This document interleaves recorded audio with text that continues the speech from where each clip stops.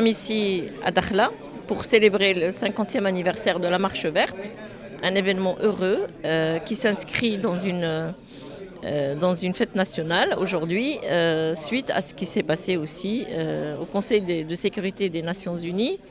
Donc nous sommes ravis de lancer un certain nombre d'initiatives. Alors ça ne date pas d'aujourd'hui, puisque pour le data center, nous avons signé une convention de partenariat avec le ministère de la Transition énergétique juillet dernier, avec l'idée d'accélérer. Donc ce qui arrive aujourd'hui nous permet d'accélérer la mise en œuvre de cette initiative. Alors de quoi il s'agit ?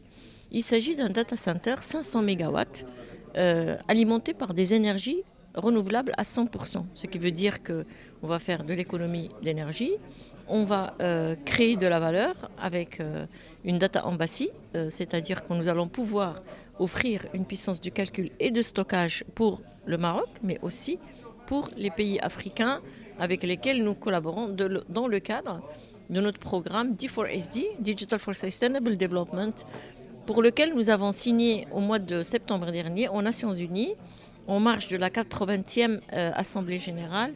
Nous avons signé, le Maroc a été sélectionné pour être le hub digital arabo-africain de toute la région. Et donc nous sommes très fiers de porter cette initiative soutenue par le PNUD, donc le Programme des Nations Unies pour le développement. Et nous avons aussi l'intention de lancer un certain nombre d'initiatives de R&D dans la région. En particulier, cet après-midi, nous signons pour un Jazari Institute.